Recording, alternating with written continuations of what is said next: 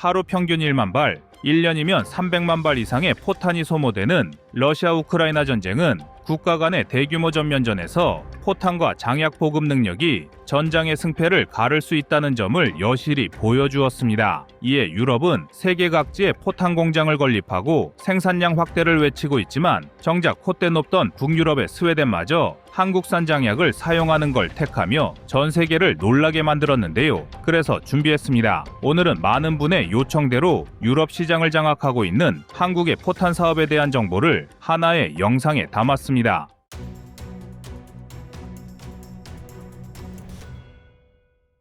(7월 29일) 독일 라인메탈은 헝가리 바르팔로타에 있는 탄약 공장을 인수했습니다. 다음날 보도자료를 통해 공개된 계약 내용에 따르면 원래 이 공장은 헝가리 잘레에게르세그에서 제작된 부품을 공급받아 KF-41 링스보병 전투차량용 30mm 탄약을 생산해왔는데요. 라인메탈은 생산 설비 개보수를 통해 30mm 탄약뿐 아니라 주력 전차용 포탄을 생산, 이를 헝가리 방위군을 포함 나토군 전체에 보급할 계획으로 알려졌습니다. 그런데 헝가리 탄약 공장 인수를 불과 일주일 앞두고 라인메탈은 우크라이나 정부와 키이우 탄약 공장 건설 계약까지 체결했습니다. 라인메탈 측은 빠르면 8월 중 공사가 시작될 것이며 2년 안에 공장을 완성해 2027년이면 탄약 생산을 시작할 것으로 발표했습니다. 우크라이나 정부가 부지를 제공하고 라인메탈은 기술 장비와 교육 인력을 투입, 합작 투자 형식으로 공장을 공동 운영할 계획이라고 하는데요. 이 합작 회사의 이름은 정해지지 않았으나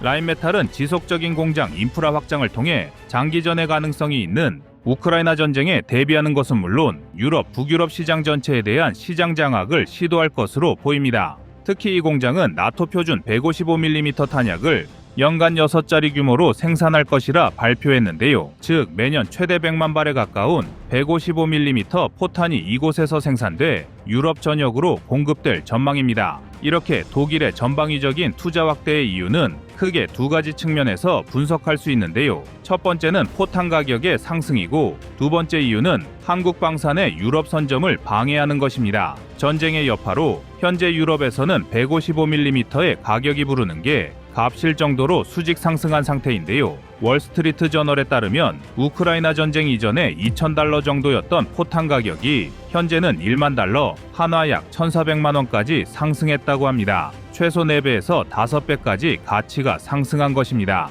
러시아가 북한에서 산 152mm 포탄 역시 낡고 불량률 높은 것으로 악명이 높았지만 러시아는 개당 약 $600의 높은 가격에도 모조리 쓸어갔습니다. 그리고 전쟁이 장기화할수록 포탄 가격은 더 올라갈 것으로 예상하고 있습니다. 그런데 문제는 현재 나토군이 주로 사용하는 155mm 포탄의 경우 기존 보유량을 포함 대량 공급이 가능한 국가는 자유진영 국가 중 오직 대한민국뿐이란 사실입니다. 나토는 155mm 포탄 확보를 위해 유럽 전역의 방산업체에 다량의 155mm 생산을 요청한 상태인데요. 옌스 스톨텐베르크 나토 사무총장은 긴급 상황임을 강조하며 방산업체들의 생산 설비 투자를 독려했지만 유럽은 물론 155mm 포탄 기준 월간 생산량이 15,000개 수준인 미국의 생산 역량을 고려하면 이 정도 물량을 단기간 내에 공급할 수 있는 국가는 오직 대한민국뿐이었습니다. 물론 일본이 지난해 우크라이나의 포탄을 우회 지원하겠다고 선언했지만 여전히 실현되지 않고 있습니다. 호시탐탐 세계방산의 주류 무대로 발돋움하고 싶어 하던 일본은 이 기회를 발판 삼기로 했는데요. 파이낸셜 타임즈는 일본이 미국과 탄약 공급에 대한 협상을 진행했으나 일본의 탄약 생산 능력으로 우크라이나가 원하는 만큼의 포탄을 공급하기란 불가능에 가깝다는 보도를 냈습니다. 현재 일본 자위대가 보유한 탄약 비축분은 2개월 정도밖에 되지 않으며 그중 155mm 포탄의 재고는 약 25만 발 정도로 추정되고 있습니다. 일본 자위대가 우크라이나에 탄약을 지원 보낼 만한 상황이 아니라는 것입니다. 또한 탄약 생산을 늘리기도 쉽지 않은 것이 일본 방산업체들이 정부의 증산 요청을 거부하고 있기 때문입니다. 이 때문에 일본산 포탄을 수입하려던 영국이 결국 포기하고 대안을 찾고 있다는 소식입니다. 지난해 영국 정부는 대량의 포탄 생산을 결정했고 일본의 방산기업에 라이센스를 주고 하청을 맡기는 방식을 택했는데요. 그런데 생산을 맡은 일본 방산업체 고마스가 사고를 치고 말았습니다. 고마스가 시제품으로 생산한 155mm 포탄을 영국 관계자들이 검토해본 결과 사용할 수 없을 정도로 품질이 떨어진다는 사실이 드러난 것입니다. 게다가 애초 예정했던 물량을 일본의 생산 능력으로 소화할 수 없을 거라는 판단이 나오면서 계획 자체가 전면 백지화되고 말았습니다. 결국 일본 방산업체의 형편없는 수준만 전 세계에 공개되고 말았는데요. 작년부터 유럽방위청은 유럽의 포탄 생산량을 올해까지 연간 140만 발 이상으로 끌어올릴 것이며 작년 한 해 동안 우크라이나에 최소 100만 발의 포탄을 지원하겠다고 호언장담했습니다. 그러나 지난 3월 기준 우크라이나가 받은 포탄은 50여만 발에 그쳤고 포탄의 생산을 담당한 현장의 방산업체는 EU 지도자들의 정책 지속성과 예산 투자를 믿지 못하고 있습니다. 따라서 지난 3월 국제전략문제연구소의 마크 켄시언 선임 고문은 기고문을 통해 한국만이 공경에 처한 우크라이나를 구할 수 있다고 주장했는데요. 실제로 대한민국이 우크라이나에 제공한 포탄이 유럽 모든 국가의 양보다 더 많았다는 사실은 공공연한 비밀이 되었습니다. EU는 유럽 이외 지역에서 우크라이나 지원을 위한 2조 6천억 원 규모 포탄 80만 발에 달하는 구매 프로젝트를 발표했는데요. 사실상 이를 감당할 국가는 오직 대한민국이 유일한 것으로 보고 있습니다. 물론 체코와 같은 국가는 아프리카의 남아공에서 수십만 발 이상의 포탄을 들여올 계획을 발표하기도 했는데요. 사실 남아프리카 공화국에는 라인메탈의 포탄 전문 생산자 회사인 RDM이 있었습니다. 그러나 RDM은 대량 생산보다는 시험 생산과 시제품 테스트에 특화된 회사로 체코의 수요를 감당하기란 불가능에 가깝습니다. 오히려 남아공을 통해 중국산 저질 포탄을 싼값에 우회 수입하려던 체코의 꼼수가 아니었냐는 의혹만 불러일으키고 말았습니다. 이제 결론적으로 서방 사회 대한민국을 제외하고는 이만한 포탄을 생산할 수 있는 나라는 없다고 봐도 무방한데요. 그러나 전차 왕국 독일, 지상전 최강자 독일은 이런 현실을 받아들일 수 없었던 것 같습니다. 포탄 시장은 대량 생산을 통한 규모의 경제 실현과 시장 선점 효과가 매우 큰데요. 특히 포탄 시장을 먼저 공략해야 전차와 장갑차 판매가 용이하다는 점은 두말하면 잔소리 때문에 독일은 무리를 해서라도 해외 탄약 공장을 새로 건설하거나 인수하려는 모습을 보이고 있습니다. 라인메탈이 인수한 헝가리 공장만 보더라도 지속적인 공장 확장을 통해 마지막 단계에서는 공장의 부지 규모를 150헥타르 약 46만 평 규모까지 확대할 계획이라고 발표했습니다. 즉 축구장 200개, 여의도 절반 정도 크기의 초거대 규모의 탄약 공장을 확보함으로써 유럽에 진출한 한국 방산 기업의 콧대를 꺾어 놓으려는 것입니다. 라인메탈 대변인에 따르면 이 공장의 초기 생산부는 헝가리 방위군이 사용할 용도에 집중할 것이며 추후엔 고폭탄 및 운동에너지 시간융합 탄약 등 다양한 유형까지 생산할 것이라고 하는데요. 그러나 라인메탈의 7월 30일자 보도자료에는 120mm 장갑관통, 피난정형 폐기형 사보, DM88 및 DM98 120mm 연습탄, 장거리 HE 120mm 전차용 포탄이 포함되어 있고 특히 155mm 포병탄, 155mm 속도 향상 장거리 포병 투사체 및 장약까지 생산할 것으로 알려져 한국의 대표적인 탄약업체 풍산을 직접 겨냥하고 있습니다. 또한 새로 건설될 라인메탈의 우크라이나 공장에선 M72 장약을 사용하면 사거리가 27.5km에 달하는 155mm 스마트 유도 탄약까지 공급할 계획이라고 하는데요. 정확히 한국산 포탄의 진입에 앞서 시장을 선점하겠다는 의도가 강하게 깔린 것입니다. 그러나 이에 대응하기 위해 한국 역시 발빠르게 움직이고 있습니다. 이미 폴란드가 한국 측에 포탄 생산을 위한 현지 공장을 지어달라고 요청했으며 전문 포탄 기업은 아니지만 한화에어로스페이스는 BAE 시스템즈와 1,759억 원 규모의 155mm 포탄 모듈화 장약 공급 계약을 맺었습니다. 또한 한화는 BAE 시스템즈 외에도 영국 방산기업 바코과도 MOU를 체결, 유럽 진출을 위해 다양한 전략을 구사하고 있는데요. 한화의 주된 사업 분야인 자주포 수출을 위한 포석이라 할 수 있습니다. 이게 다가 아닙니다. 대한민국의 포탄 기술은 현재 미국을 앞섰다는 평가를 받고 있는데요. 유럽의 군사 뉴스를 다루는 채널 유러피안 디펜스 리뷰지는 지난 아덱스 2023의 리뷰 기사를 통해 탄약 분야 챔피언 풍산의 기술 역량에 대해 자세히 보도했습니다. 2008년 국내 방위 산업체로는 처음으로 방산 수출 1억 달러를 돌파한 풍산은 양과 질 모두에서 괄목할 만한 성장세를 보여왔으며 경주 안강공장과 부산공장 두 곳에서 5.56mm 소총탄부터 227mm 다연장 로켓탄의 탄두에 이르기까지 우리 군이 사용하는 대부분의 탄약을 생산하고 있습니다. 더구나 최근엔 국방과학연구소 ADD와 협업하여 80유도 포탄 GGAM을 개발하고 있어 그 기술력을 전 세계에 뽐내고 있는데요. 전술했듯 폴란드 등 동맹국의 현지 공장 건설을 요청해옴에 따라 정부와 풍산 역시 긍정적인 해답을 보낼 것으로 예측되고 있습니다. 오늘도 방산 파일을 빼앗긴 유럽의 방역이 매서운데요. 지구촌 곳곳에서 세계의 방산거인들과 치열한 경쟁 중인 대한민국 방산기업의 선전을 위해 응원의 박수를 보냅니다.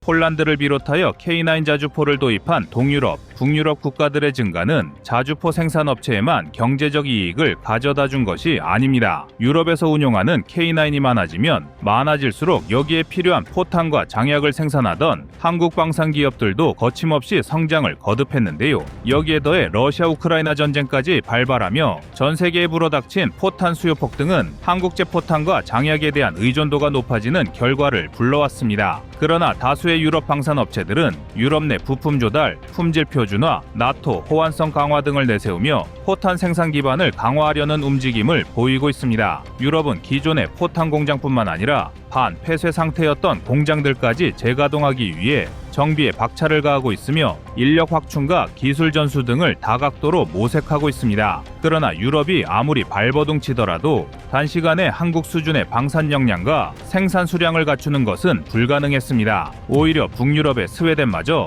한국과 손을 잡고 추진 장약을 확보하기 위한 계약을 체결하며 한국의 유럽 탄약 시장 공략이 더욱 속도를 높이고 있는데요. 다른 나라도 아니고 스웨덴이 한국산 장약을 구매하는 것은 그 의미가 사뭇 남다릅니다. 폴란드, 노르웨이, 핀란드 등 기존의 K9 자주포를 사용하는 나라들은 당연히 한국산 포탄과 장약을 도입하는 것이 자연스러운 일이었습니다. 나토제 포탄과 K9 자주포의 호환성이 검증되긴 했지만 한국이 K9에 맞춰 제작한 포탄과 장약을 도입하는 것이 해당 국가들에게도 전술적으로 더 좋았기 때문인데요. 하지만 스웨덴은 K9 자주포를 사용하지 않는 나라입니다. 게다가 스웨덴은 한국산 자주포를 사용하지 않는 것뿐만 아니라 아예 자체적으로 아처 자주포를 개발하여 유럽에서 자주포 개발과 운용에 있어 손꼽히는 강국으로 평가받고 있습니다. 그러한 스웨덴이 자체적으로 장약을 생산하거나 유럽제 장약을 사용하는 것이 아닌 한국산 장약을 도입한다는 건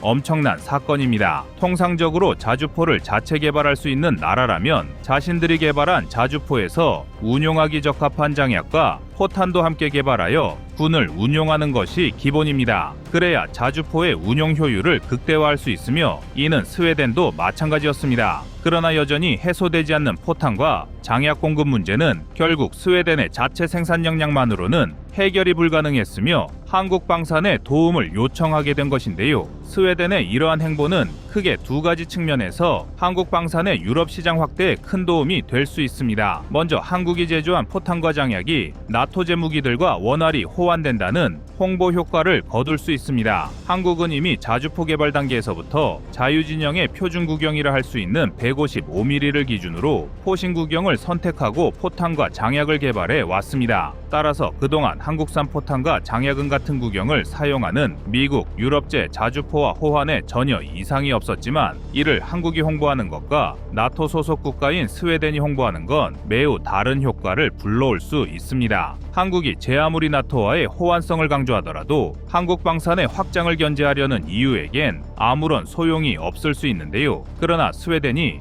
유럽 내 다국적 훈련 등에서 직접 한국산 장약을 사용하는 모습을 보인다면 그 자체만으로도 EU나 나토의 한국 견제 효과는 반감될 수 있습니다. 여기에 더해 한국이 생산한 포탄과 장약이 유럽 시장을 선점하는 효과도 무시할 수 없습니다. 비록 유럽 각국이 포탄과 관련된 생산 시설과 인력을 재정비하고 지금보다 2배 이상의 탄약 생산량을 확보하겠다고 선언했지만 유럽이 목표로 하는 수치를 달성하기 위해서는 적어도 2030년이 되어야만 가능합니다. 2024년 말을 기준으로는 최소 5년 이상의 시간이 필요한 것인데요. 냉전 종식 이후 20년 넘게 군축을 진행해온 유럽이 다시 과거처럼 방산 역량을 구비하기 위해서는 당연히 오랜 시간이 필요합니다. 2-3년의 짧은 시간 안에 공장을 건설하고 숙련된 기술자를 양성하는 것은 사실상 불가능하기 때문입니다. 그러나 한국은 불과 1, 2년 안에 탄약 공급량을 증설할 수 있는 역량을 갖추고 있습니다. 이미 한국방산기업은 스웨덴과 추진장약 공급 계약을 체결하기에 앞서 지난 9월에 6,600억 원 이상의 예산을 들여 장약 생산 공장을 증설하는 계획을 발표했습니다. 공장 증설은 2026년 말까지 완공을 목표로 하고 있어 유럽보다 더 빠른 시간 안에 생산 인프라를 확충할 전망입니다. 그리고 한국이 신속하게 장약 생산량을 증대하고 스웨덴을 시작으로 유럽 각국의 수출 물량을 확보한다면 향후 유럽이 포탄 생산량을 확대한다고 하더라도 한국 방산기업을 위협하긴 어려울 것입니다. 포탄과 장약은 소모품이기 때문에 자주포와 전차를 운용하는 국가들은 계속해서 추가 물량을 확보해야만 합니다.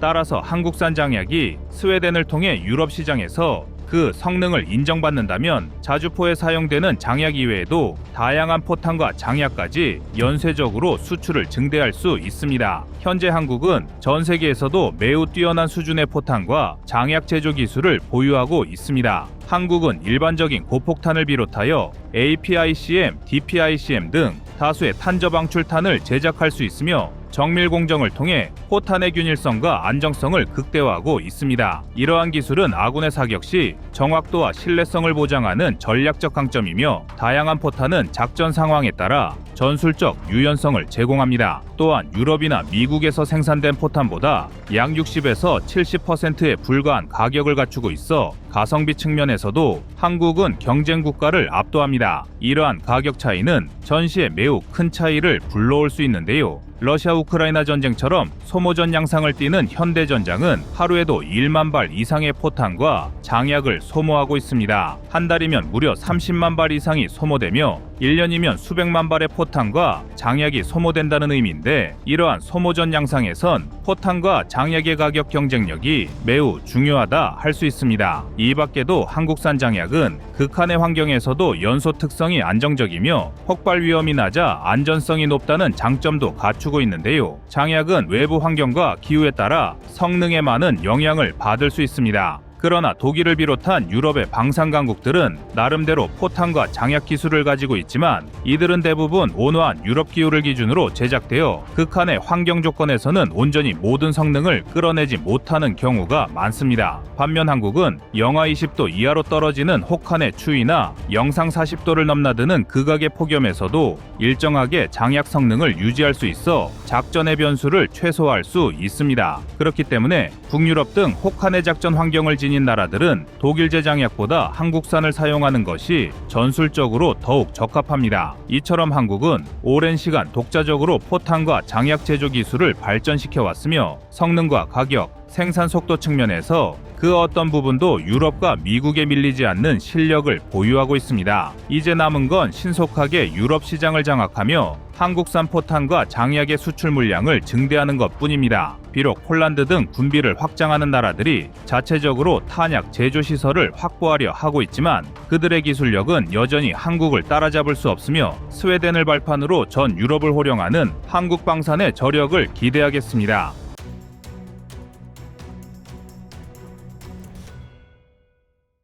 사실 북한과 러시아의 밀월 관계는 이전부터 진행되고 있었습니다. 지난 6월 24일 미국의 군사 전문기관과 싱크탱크에 따르면 북한과 러시아 간에 대량의 무기 거래가 있었다고 밝히고 있습니다. 특히 북한이 러시아의 포탄을 대량으로 공급하고 있다는 의혹이 제기되면서 이 문제가 더욱 주목받고 있습니다. 또 미국 군사 전문기관에 따르면 북한이 지난해 하반기부터 약 160만 발의 포탄을 러시아에 공급한 것으로 추정되고 있다고 밝히고 있는데요. 이 거래는 주로 선박을 통해 이루어진 것으로 보이며 구체적으로는 북한의 나진항에서 러시아의 두나이 항구로 운송된 것으로 알려졌습니다. 지난해 9월 북한의 나진항에서 러시아 선박 앙까라 후니다가 포착되었고 9.15 같은 선박이 러시아의 두나이항에 도착한 모습이 위성 사진으로 확인되었습니다. 이 선박에는 이전과 달리 컨테이너가 빼곡하게 실려 있었던 것이 포착되었습니다. 미국의 군사 관련 싱크탱크는 위성사진과 해상교통 데이터를 분석한 결과 북한이 러시아에 탄약을 보급한 것으로 보인다고 밝혔습니다. 이 분석에 따르면 컨테이너들이 우크라이나와 접한 서부 국경을 따라 16곳에 보급되었으며 대부분의 보급지는 탄약 저장고 등 군사 시설이었습니다. 군 전문가들에 따르면 러시아의 이러한 움직임은 노후화된 북한의 포탄을 사용할 수밖에 없을 정도로 러시아가 궁지에 몰리고 있다는 것을 방증한다고 분석하고 있습니다. 이와는 별개로 러시아는 추가적으로 지난해 8월부터 올해 1월까지 북한이 러시아에 공급한 폭발물의 총량은 약 7만 톤에 달한다고 밝혀졌습니다. 이 폭발물은 주로 포탄 형태로 그 수량은 약 160만 발에 이른다고 합니다. 우크라이나 전쟁에서 사용된 포탄의 유형을 고려할 때 이는 상당한 양이라고 할 수 있습니다. 그런데 한국에게는 이보다 더 큰 문제가 생겼습니다. 바로 북한의 군수품이 러시아 미사일 공장으로 이동한 정황이 포착되면서 북한과 러시아가 어떤 형태의 무기 거래나 기술 이전을 추진하고 있다는 정황이 포착됐기 때문입니다. 러시아 이스칸데르 미사일이 배치된 모주도 공군기지에는 컨테이너 수십 개가 늘어서 있습니다. 이 컨테이너들이 북한에서 러시아로 이동한 무기들인데요. 미국의 싱크탱크인 선진국방연구센터는 특히 이 중 일부 컨테이너는 러시아 미사일 생산 공장으로 이동한 후 다시 북한으로 돌아간 정황도 포착되었습니다. 이러한 공장들은 러시아판 사드로 불리는 S-400, S-500 등의 최신형 미사일을 생산하거나 현대화하는 곳으로 현재 국제제재 대상입니다. 이러한 정황을 바탕으로 북한이 재래식 무기를 러시아에 제공하고 반대급부로 러시아가 최신 기술이 적용된 무기들을 북한에 제공한 것으로 해석할 수 있습니다. S-400은 2007년부터 러시아군에 실전 배치된 최신형 장거리 지대공 미사일 시스템입니다. 이 시스템은 다양한 공중 위협에 대응할 수 있는 최신의 방공 미사일입니다. 한국이 보유한 미사일과 비교하자면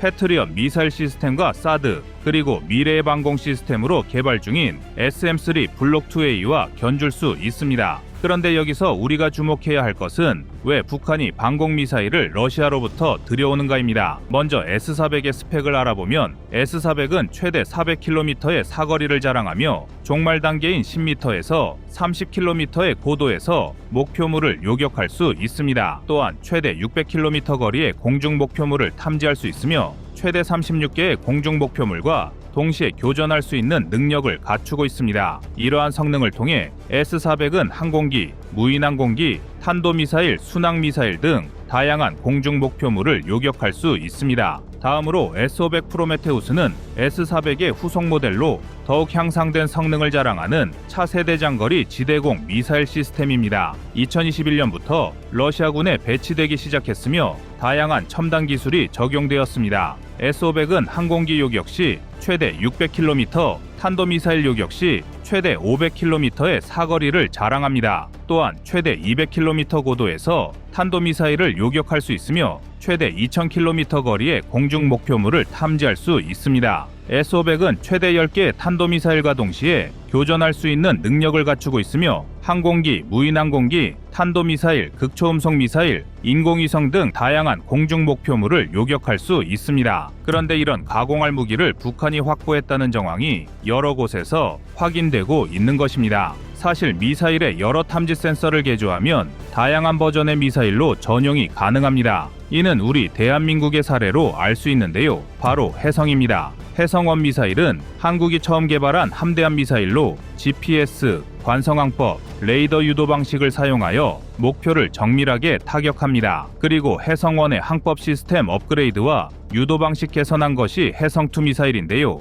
해성-2 미사일은 함대지 미사일로 지상에 고정된 목표물뿐만 아니라 이동하는 목표물도 타격할 수 있으며 다양한 탄두 탑재, 항법 시스템 업그레이드, 유도 방식 개선을 통해 해성-3 미사일인 장거리 순항 미사일로 업그레이드 시켰습니다. 해성-3의 주요 특징은 지상 및 해상의 다양한 목표물을 정밀하게 타격할 수 있을 뿐만 아니라 장거리 항법 시스템, 저고도 비행 능력, 다양한 탄두 옵션이 추가되어 대한민국의 대표 미사일로 자리매김하고 있습니다. 그리고 우리 대한민국은 이 해성을 더욱 발전시켜 현재는 해성-2R 미사일로 개발하고 있는데 이 미사일은 미국의 SM-3와 비교될 정도로 뛰어난 성능을 자랑합니다. 해성2R은 해성3를 기반으로 사거리를 2000km 이상으로 확장한 버전이어서 장거리에서도 정밀 타격이 가능하며 스텔스 기능을 강화했습니다. 이뿐만 아니라 대한미사일인 해성 ASM, 지대지 미사일인 해성 SSM이 개발되어 있는 상황입니다. 이와 같이 한국의 사례처럼 제대로 된 기술만 있다면 그 상위 버전의 전략무기로도 전용이 가능합니다. 이러한 이유 때문에 S-500의 성능을 북한의 미사일 체계에 도입하게 되면 다양한 개조 및 업그레이드를 통해 북한의 군사력을 크게 향상될 것을 우려하는 것입니다. 북한은 이미 다수의 대륙간 탄도미사일을 확보했기 때문에 KN-06 같은 장거리지대공 미사일 시스템이나 KN-08 및 KN-14 대륙간 탄도미사일 방어체계를 강화할 수 있습니다. S-500의 탄도미사일 요격 능력을 활용하여 ICBM의 방어체계를 강화함으로써 북한은 자국의 ICBM 기지를 보다 효과적으로 보호할 수 있게 되고, 여기에 더해 기존 방공체계에 극초음속 무기 방어 능력을 추가하게 된다면 북한은 극초음속 미사일을 포함한 다양한 신형 무기 위협에 대응할 수 있는 능력을 보유하게 됩니다. 이 때문에 북러 회담은 다른 나라들의 정상들이 만나는 단순한 만남이 아닌 것입니다. 둘의 만남은 분명 우리 대한민국에게는 절대 좋은 일은 아닙니다. 오히려 북러 회담으로 인해 김정은과 푸틴이 한국의 목줄에 날카로운 비수를 겨누고 있다는 것이 더 정확할 것입니다. 푸틴 러시아 대통령이 북한을 방문하면서 포괄적 전략 동반자 관계 조약을 근거로 북한과의 군사 협력 의지를 노골적으로 드러냄에 따라 앞으로 북한과 러시아 간의 군사적 협력이 더욱 강화될 가능성을 시사합니다. 그리고 두 나라의 이런 행보는 우리의 안보에 심각한 악영향을 끼칠 게 분명합니다. 특히 북한의 군사력이 강화될 경우 한반도와 동북아시아 지역의 안보 불안이 더욱 심화되어 대한민국 입장에서는 이에 대응한 전력을 추가로 구축해야 할 필요성이 대두됐습니다. 하지만 현재 우리 군의 방위비 예산이 부족해 KF-21의 양산 수량도 절반으로 줄어든 상태에서 북한의 첨단화된 미사일을 막기 위해서는 북한보다 더 강력한 무기 체계를 도입해야 하므로 필연적으로 기존에 계획되었던 사업들에 영향을 미칠 것입니다. 이 때문에 우리 군 당국이 바빠졌습니다. 여러분의 생각은 어떠신가요?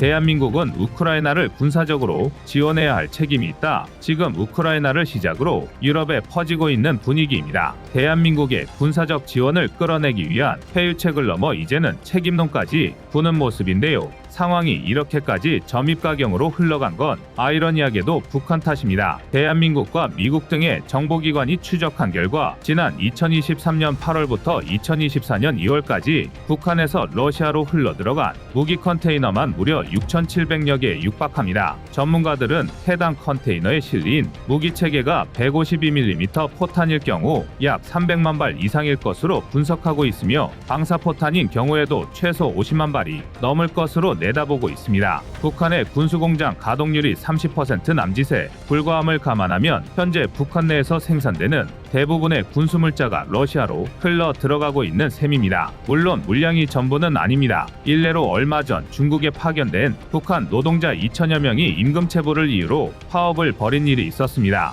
비록 국내에서는 크게 화제가 되지는 않았지만 이 파업을 진정시키기 위해 북한 수뇌부에서는 국가보위성 요원을 총동원했고, 그런데도 고위관리직 대표가 폭행으로 숨지는 등 작지 않은 소요 사태가 발생했습니다. 그야말로 어마어마한 대사건이었는데요. 집회 시위의 자유가 억압된 북한의 노동자들이 파업이라는 공통된 행동을 보인 것도 놀랍지만 이 사건에서 무엇보다 흥미로운 건 어째서 임금체불이 발생했냐는 겁니다. 결론부터 말하자면 임금체불은 발생하지 않았습니다. 파업이 발생한 중국의 의료 제조 수산물 가공 공장은 정확히 임금을 지불했습니다. 다만 그 임금이 북한 노동자들에게 돌아가는 일은 없었습니다. 북한 당국이 중간에 개입해서 노동자들의 임금을 전부 탈취해 갔던 겁니다. 이러니 아무리 북한이라 하더라도 사달이 날 수밖에 없었던 겁니다. 더욱이 북한 자금 흐름을 분석해보면 이렇게 중간에서 강탈된 북한 노동자들의 임금이 그대로 군수물자 생산에 투입되었다는 걸 알 수 있습니다. 그리고 대한민국을 포함한 각국의 정보기관과 군사관계자들은 이와 비슷한 임금 체불 현상이 북한 내 군수공장에서도 벌어지고 있을 것이라 추정하고 있습니다. 예컨대 북한 수뇌부가 러시아를 지원하기 위해 대량의 포탄과 방사포탄 생산을 지시했지만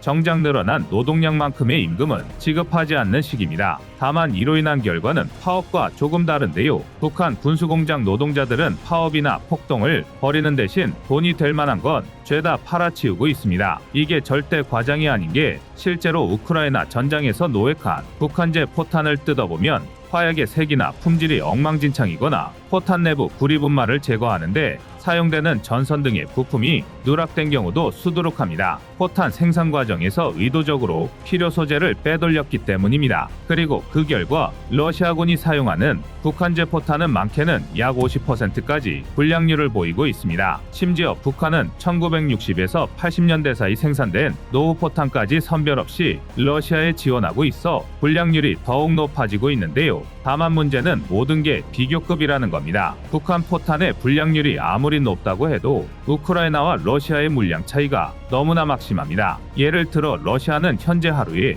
약 10,000발의 포탄을 소모하고 있습니다. 해당 포탄이 전부 북한 포탄이라고 가정한다고 하더라도 불량률을 고려하면 최소 5,000발 이상은 멀쩡한 포탄이라는 계산이 나옵니다. 그런데 우크라이나는 유럽 전역에서 포탄을 끌어모았음에도 불구하고 하루에 최대 2,000발이 고작입니다. 지금 유럽의 포탄 생산력으로는 이 격차를 메울 수 없습니다. 대한민국이 우크라이나에 나아가 유럽의 구세주로 주목받고 있는 것도 다름 아닌 이 때문입니다. 생산 역량 한계에 부딪힌 유럽으로선 외부에서 강력한 지원군을 끌어오는 것 말고는 방법이 없습니다. 이런 상황에서 북한의 막대한 물자가 러시아로 공급되었으니 유럽과 우크라이나로선 울고 싶은데 때마침 뺨까지 맞은 격이죠. 당연히 이건 명분으로 써먹기도 얄팍한 억지에 불과합니다. 우크라이나는 북한의 러시아 지원을 언급하며 대한민국의 패트리어트와 천궁 지원을 읍소하고 있습니다. 패트리어트와 천궁은 대공 요격 체계이니 하다못해 살상 무기 지원도 아니지 않냐는 겁니다. 하지만 명심해야 할 건 대한민국 역시 전쟁 중인 나라라는 겁니다. 대한민국이 방공 체계를 우크라이나에 지원한다면 정작 대한민국의 국토 수호에는 구멍이 뚫릴 것입니다. 즉 대한민국이 우크라이나 군사 지원에 부정적인 건 외교 관계 등의 이유도 있지만 안보라는 가장 현실적인 벽이 버티고 있기 때문입니다. 제 코가 석자인데 누굴 돕고 말고 할 처지가 아니라는 겁니다. 다만 그렇다고 해서 대한민국이 우크라이나의 사태를 모르쇠로 읽어내야만 하느냐고 하면 이건 역시 따져볼 필요는 있습니다. 북한이 러시아에 군수물자를 제공하는 대가로 러시아는 북한의 식량과 민감한 군사기술을 제공하고 있습니다. 앞서 북한에서 러시아로 흘러간 컨테이너가 6,700여 개라고 말씀드렸는데요. 반대로 러시아에서 북한으로 흘러들어간 컨테이너는 무려 9,000개에 달합니다. 전문가들은 컨테이너의 내용물에 대해 식료품, 피복 등으로 추정하고 있는데요. 정확한 건 어떤 식으로든 북한이 러시아에 무기를 제공한 대가를 받고 있다는 겁니다. 이를 감안하면 북한의 군사적 성장을 간접적으로 견제하기 위해서라도 우크라이나 전쟁 종전과 러시아의 패배에 대한민국이 일조해야 한다는 주장이 제기되는 것도 당연합니다.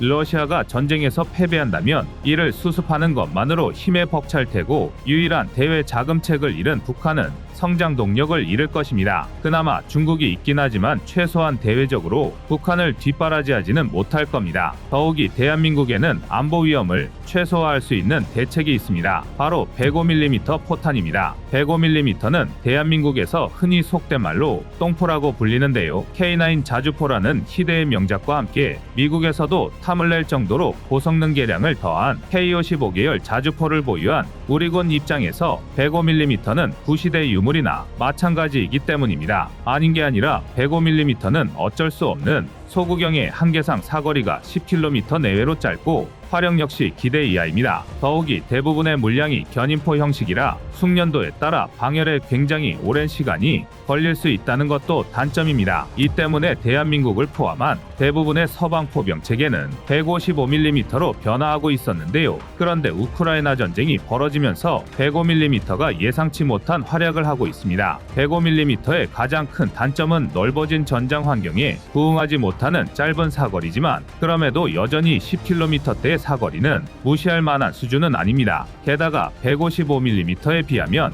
비교적 작고 가벼운 편이라 전선에 은닉하기 쉽고 기동성 역시 높은 편입니다. 다시 말해 근거리에서 보병과 함께 빠르게 이동하면서 근거리 화력 지원을 수행하기에는 여전히 써먹을 만하다는 겁니다. 실제로 우크라이나군은 M101 등 105mm 견인포 대략 100여 문을 최전선에 투입한 것으로 파악됩니다. 반면 똑같은 견인포지만 155mm 구경의 M114는 전선 후방에 주로 배치되어 있습니다. 일단 절대적인 수량 자체가 부족한 탓도 있지만 중량이 5.6에서 5.8톤에 육박함에도 최대 사거리가 14km에 불과하다는 게 가장 큰 이유입니다. 이에 비하면 M101은 중량도 3분의 1 수준인 2.2톤으로 기동에 훨씬 유리하고 최대 사거리는 11km 남짓으로 M114와 크게 차이 나지 않습니다. 우크라이나군은 같은 견인곡사포라면 화력보다는 기동력이 더 중요하다고 판단을 내린 건데요. 또 같은 이유에서 155mm 구경인 M777 견인곡사포는 M114와 다르게 최전선에 매우 적극적으로 운용되고 있습니다. 우선 중량이 4.4톤으로 가볍고 포탄 종류에 따라 24km에서 40km의 장거리 타격이 가능하기 때문입니다. 전장에서는 애매한 평균치보다 극단적인 특징이 더 효과적이라는 게 증명된 셈인데요. 이를 주목하고 있는 게 미국의 가장 저명한 군사 싱크탱크 중 하나인 CSIS입니다. 사실 우크라이나군보다 훨씬 이전부터 대한민국은 105mm의 작고 가벼운 기동력이 산악지형이 많은 한반도 전장에 최적화되었다는 판단을 내리고 있었습니다. 이 때문에 우리 육군이 똥포라고 놀리면서도 여전히 약 2,000문에 달하는 어마어마한 물량의 M2, M101, KH-178 105mm 견인곡사포를 보유하고 있는 건데요. 심지어 105mm 견인곡사포를 차륜형 자주포로 업그레이드한 K105A1 풍익을 개발해 장기적으로 노후 박격포를 대체하는 방식으로 850문 이상 도입할 예정입니다. 사실 우리들끼리 얘기긴 하지만 대한민국의 야포 보유량은 미쳤다 소리가 절로 나올 정도죠. 우리 군이 보유 도입 예정인 105mm만 2,800에서 3,000문에 달하지만 이조차도 전체 야포 보유량의 30% 이하에 불과합니다. 당연히 그만큼 포탄 비축량도 많아서 300만에서 340만 발의 105mm 포탄을 보유한 상태입니다. 그리고 미국은 이중 10에서 15%가량을 우크라이나에 지원해주면 안 되겠냐고 대한민국을 떠보고 있습니다. 못해도 자신들이 155mm 포탄 생산 능력을 확충해 우크라이나 소모분을 감당할 수 있을 때까지만이라도 대한민국이 105mm 포탄을 지원해 주길 바라고 있는데요. 심지어 CSIS를 중심으로 빌려간 105mm 포탄을 155mm 포탄으로 변제하는 방식까지 제한되고 있습니다. 대한민국 입장에서는 남아도는 105mm 포탄 대신 주력인 155mm 포탄을 대량으로 확보할 수 있으니 나쁘지 않은 방법인데요. 더군다나 포탄 생산 능력을 폭발적으로 늘리고 있는 미국은 부족한 폭약을 수입하기 위해 튀르키예와 접촉하고 있습니다. 그간 아쿠아일로로 치닫던 두 나라의 관계를 떠올리면 비로소 파트너십 개선의 여지가 생긴 것입니다. 그리고 만에 하나 이로 인해 전 세계 포탄 시장에서 튀르키예가 두각을 드러내기 시작한다면 대한민국은 시장 선점의 기회를 놓치는 것일 수도 있습니다. 그동안 대한민국은 우크라이나 전쟁의 여파가 한반도에 침입하지 않도록 인도적 지원이라는 선을 그어왔습니다. 그러나 전쟁의 장기화로 이제는 어떤 방식이든 종전을 앞당기는 게 피해를 최소화할 수 있는 유일한 대안으로 떠오르고 있습니다. 그리고 대한민국의 군사적 지원은 종전을 완성하기 위한 키스톤으로 주목받고 있습니다. 이제 우리에게는 외교적 판단이 아닌 전략적 판단이 필요한 시기입니다. 여러분의 생각은 어떠신가요? 이상 꺼리튜브였습니다.